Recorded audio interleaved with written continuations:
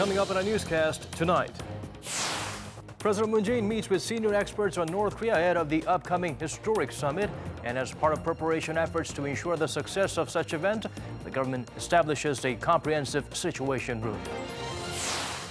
The nation's central bank is keeping its key rate unchanged for another month while lowering inflation rate projection. The first decisions made under the leadership of its reappointed governor. U.S. President Donald Trump tweets a warning to Russia over the Syrian crisis, saying missiles will be coming, contradicting his stance on telegraphing a pending airstrike. News Center begins now.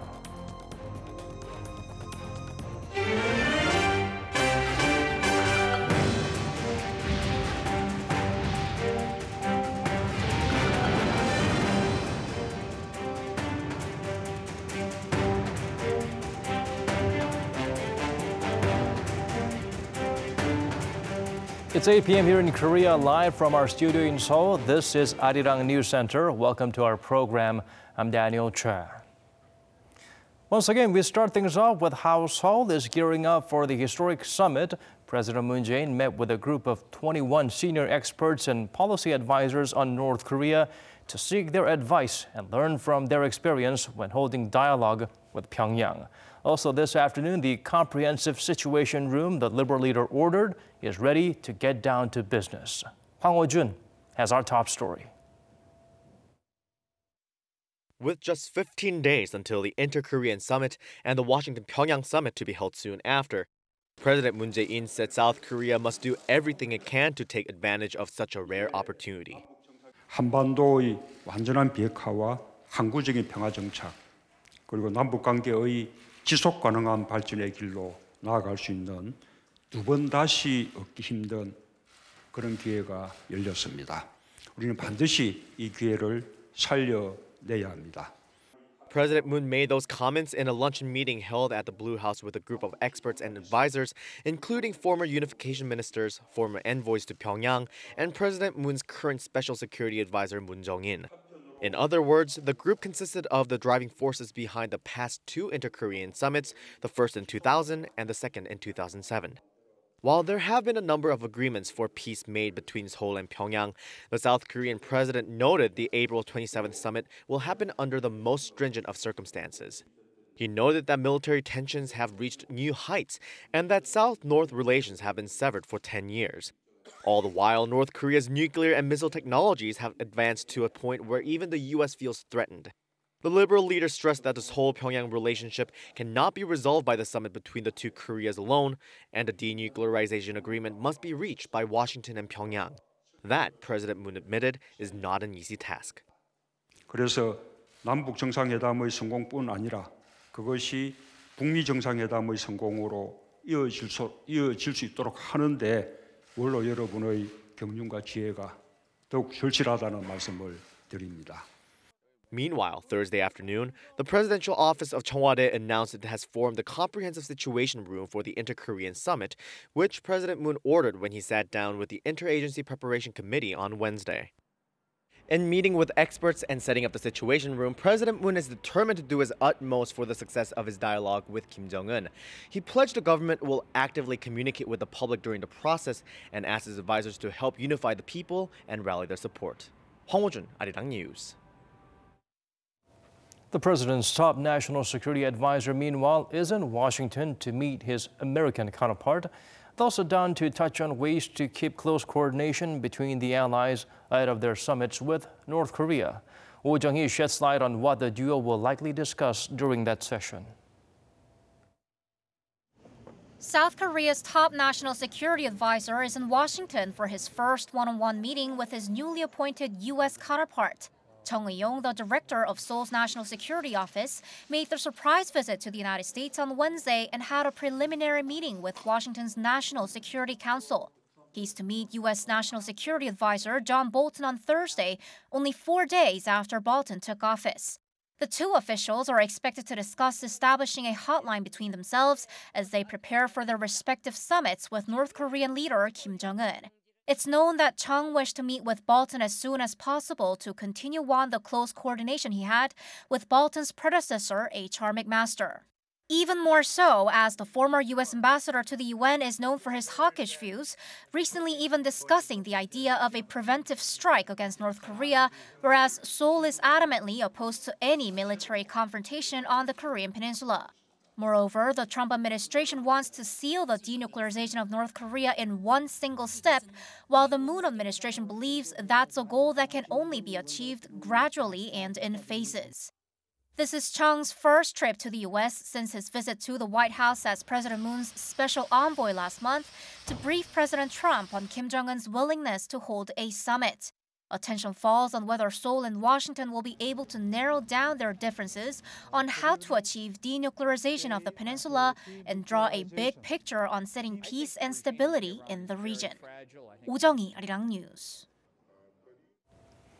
The meeting of the Supreme People's Assembly was held over in North Korea.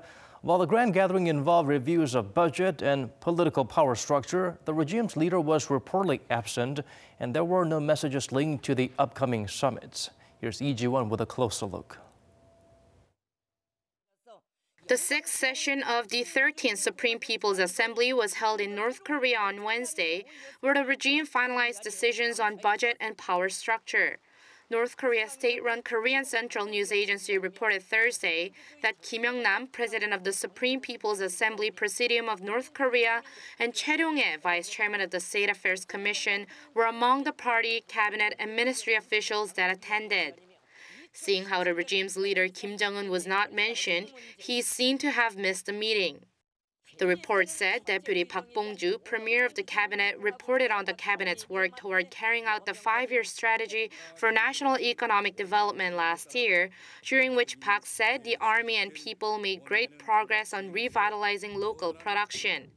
Park said many factories and enterprises achieved their yearly gross industrial output value plans, and that this proves that no desperate sanctions and pressure moves of the U.S. and its forces can harm the North Koreans' firm faith in building a powerful socialist country. At the meeting, the Assembly also reviewed the use of last year's budget and finalized this year's budget, which is 5.1 percentage points higher than last year. 47.6% of the budget will be used to strengthen the independence of North Korea's national economy and improve the standard of living. The regime's budget for military capabilities also inched up 0.1 percentage point to account for 15.9% of the total fund. Shifts in power structure were also discussed at the meeting. Upon Kim Jong-un's proposal, Hwang Byung-seo was dismissed from the post of State Affairs Commission vice chairman. Hwang was once known as the second most powerful official in the regime as the former military's top political officer, but since he was allegedly punished for his bureau's impure attitude, he has since been pushed out of Kim's inner circle. Unlike the speculation that there would be a special message at the meeting with the upcoming summits ahead, there were no notes or related legislation on the matter. Lee Ji-won, Arirang News.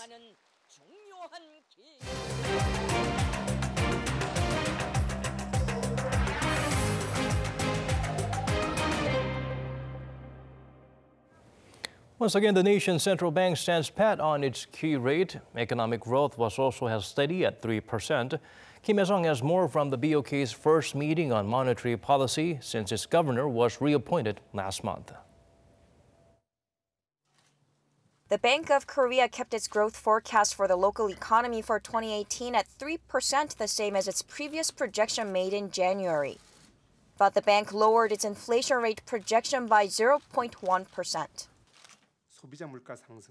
We slightly lowered the inflation rate projection to 1.6% for this year.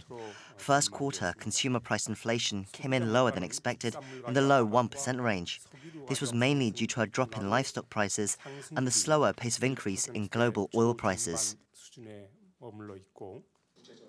With first quarter inflation rate at 1.3% below the bank's target of 2%, the BOK unanimously decided to keep its key rate unchanged at 1.5% Thursday.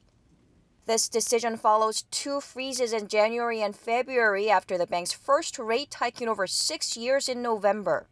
The Korean won has strengthened against the U.S. dollar, hitting a more than a 3-year high against the U.S. dollar last week, which further weakened inflationary pressure by suppressing import prices.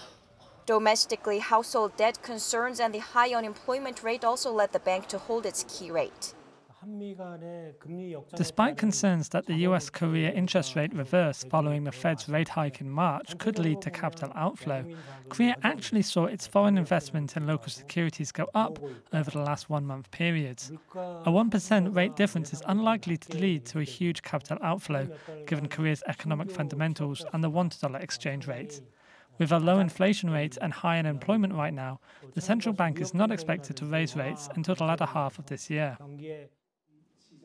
Externally, the governor said the global economy is continuing its robust growth, but said concerns about the U.S.-China trade spat have led to recent volatility in global financial markets, and that major advanced countries' pace of monetary policy normalization adds uncertainty. The bank said it will closely monitor the country's inflation rate, trade environment, and geopolitical risks when setting its monetary policies. Kim Hae-sung, Arirang News. A Japanese credit rating agency has raised its outlook for South Korea by 1 notch on Thursday. The Japanese credit rating re-evaluated Seoul's sovereign rating to AA- from A+, with the rating outlook remaining at stable. The JCR cites eased geopolitical tension following the announcement of a third Inter-Korean summit, as well as an unprecedented meeting between the heads of Washington and Pyongyang as the key reasons for that decision. The agency also mentioned the political situation in South Korea is stabilizing under the Moon Jae-in administration. It also notes the nation has built a strong economic portfolio based on its export industries and advancements coming from its industrial competitiveness. South Korean companies paid a record amount of dividends to shareholders last year. According to the operator of the nation's stock market on Thursday, of the 745 companies listed on the main index, the Kospi, around 72% of them paid dividends totaling over $20 billion combined. That's up 4.3% from the previous year. The Korean stock market reached record levels last year after companies posted their highest ever earnings. The tech-heavy Kosdaq paid record dividends as well, worth a total of $1.3 billion, up 11%. In an effort to help mitigate the effects of GM Korea's downsizing, the Financial Services Commission asked state-run policy banks to provide financial support to local subcontractors of the American auto giant. Meeting with the heads of banks Thursday, the Seoul's top financial regulator, Jong-un, said they should work to prevent the subcontractors from becoming more financially destabilized. He added financial authorities will set up a task force to inspect and support subcontractors affected by GM Korea's decision to downsize its operations back in February. Che urged both the automaker and its labor union to reach an agreement on a turnaround plan as quickly as possible, because government efforts would mean nothing unless there is a deal. Meanwhile, in order to speed up the negotiations, GM Korea has applied for its sites in 2 different regions to be classed as foreign investment zones. If accepted, they will be granted corporate tax benefits for up to 7 years. Korea's ruling and main opposition parties continue to lock horns on how to revise the decades-old constitution. With no visible progress made, minor blocs urged the 2 sides to get past political differences and meet halfway. Park Hee-jun gets us up to speed with the developments. Minor parties want a speedy settlement on the constitutional revision. In a joint statement Thursday, the 바른미래 Party, Party for Democracy and Peace, and Justice Party demanded that the ruling Democratic Party and main opposition Liberty Korea Party reach a compromise, saying that the important issue of constitutional revision has been stuck in gridlock due to their partisan disputes. They also urged the major parties to present a clear alternative to the current electoral system so that the system can better represent the people. The joint statement called for an agreement on the reform of the electoral system through a political negotiation body that consists of the floor leaders of the parties and their members. Top officials of the minor parties later met Democratic Party floor leader Woo Won-sik and Liberty Korea Party floor leader Kim Sung-tae to deliver their message. They proposed establishing a separate council of top representatives from the 4 floor negotiation blocks to make progress on the constitutional amendments. While Woo welcomed the idea of a new body, he emphasized that the party adheres to the government's bill on reforming the power structure. Meanwhile, Kim turned down the proposal but said his party will make efforts concerning the electoral system. Park Ki-jun, Arirang News. The government agreed to resume talks with residents and activists in Seongju County next week. Today, they blocked officials trying to bring construction materials to the site of the THAAD anti-missile system, a clash that lasted about 90 minutes. In the afternoon, some 3,000 policemen stationed at the site were pulled out, and roughly 150 protesters also dispersed. The residents and activists had blocked the road to the site for the past few months. The vehicles were reportedly also bringing in urgently needed basic sanitation for troops stationed over there. South Korea's Supreme Court ordered the nation's 3 largest mobile phone carriers to reveal their operating costs so as to provide transparency of customers' charges.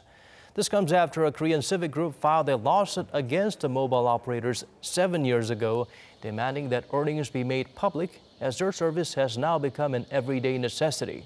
On Thursday, the top court upheld the ruling of a local high court that agreed access to such information was granted by the Constitution.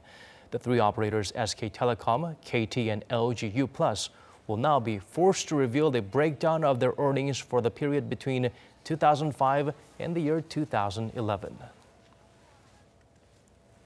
Suspected chemical attacks in Syria reportedly claimed dozens of lives on Saturday. While America and its allies are considering airstrikes in response, President Donald Trump hogged the spotlight again with his latest tweet, warning Russia and announcing intentions to fire off missiles.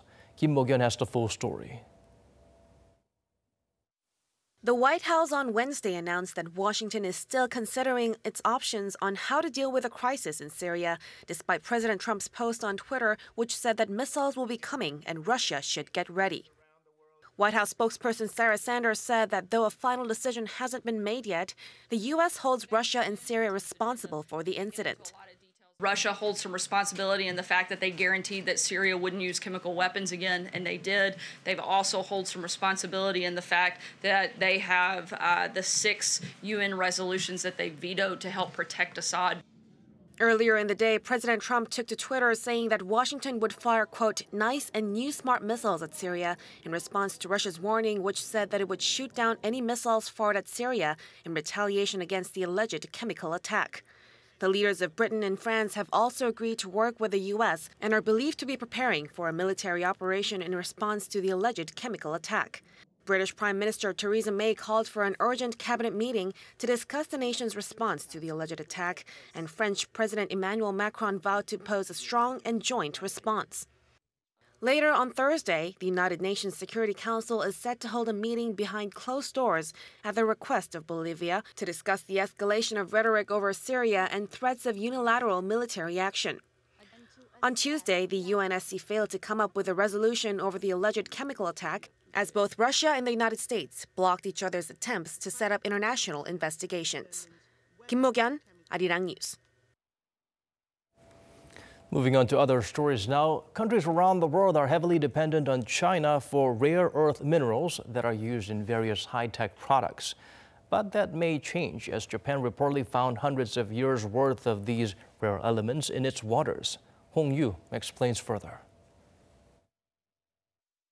Japanese researchers have found more than 60 million tons of rare earth deposits under the seabed near the island of Minami Torishima, some 1,800 kilometers from the country's mainland. Rare earths include dozens of minerals used in high-tech products from smartphones to electric vehicles. According to the study released on Tuesday in the journal Scientific Reports, the researchers collected samples of the elements in 25 locations on the seabed across a 2,500 square kilometer area. The analysis found 730 years worth of dysprosium used for the magnets in hybrid cars and 780 years worth of yttrium used in the manufacture of lasers based on estimated demand. The discovery of the deposit could help ease the world's dependence on China, which accounts for nearly 90% of all rare earths production. Beijing's dominant position has resulted in price spikes and shortages in the past. The researchers say they have also come up with the technology to allow the resources to be extracted efficiently. The method can boost the density of rare earth minerals to 20 times that of the deposits in mainland China. The researchers plan to work with private companies to recover the rare earth minerals. Hong Yu, Arirang News. Repercussions of China's decision late last year to stop importing plastic waste is being clearly felt around the world in recent months, with trash building up in countries like the United States and the UK. South Korea also has its own well-publicized issues related with that development.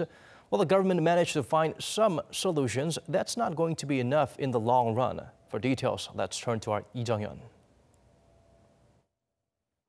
The so-called waste chaos in South Korea started earlier this month when recycling collectors refused to take plastic bags, plastic bottles, and even styrofoam. Responding to public concern over the growing piles of trash, the Ministry of Environment says it persuaded the 48 main recycling collectors in Seoul to resume their normal service. There may be some confusion over recycling for another couple of days, but we foresee everything returning to normal in due time. The capital has some 3,000 residential complexes, and collection of some items was stopped at around 1,600 of them. A recent site survey by the ministry found that there are still 348 locations where it's yet to resume. With waste being produced every day and piling up outside homes, it's becoming an increasingly pressing matter for the government to come up with more than just a quick fix to the issue.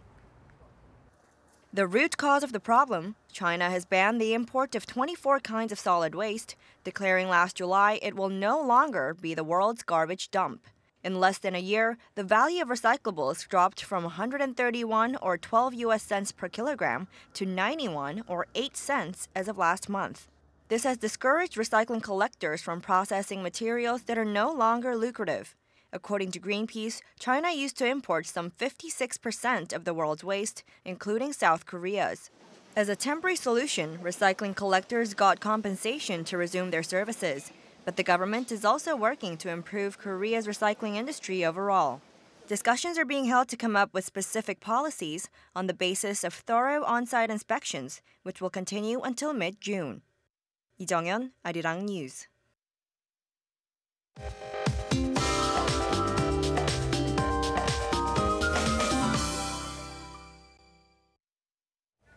Time to turn to Michelle Bach at the Weather Center for the update you need. Michelle, I understand the conditions were quite nice and sunny with no fine dust bothering us today, but will this beautiful condition last? Daniel, we are going to start out nice and sunny tomorrow, but into the afternoon, clouds will dominate the sky, bringing down rain over on Jeju Island as well.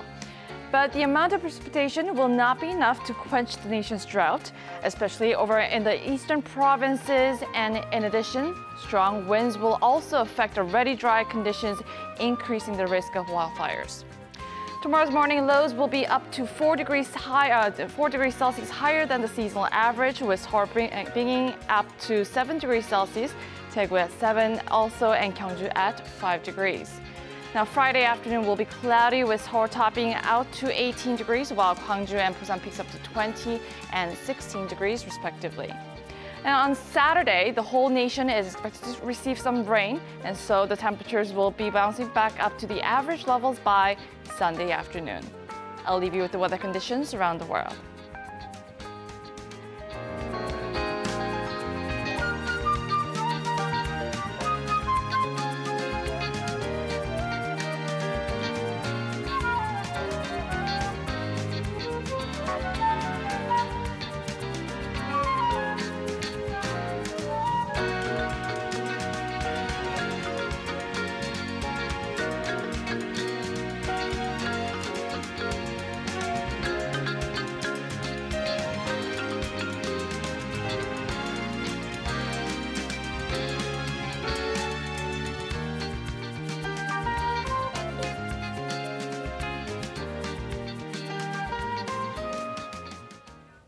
These are the stories we could squeeze into tonight's edition of Arirang News Center. Wherever you may be tuning in from, thank you for staying with us.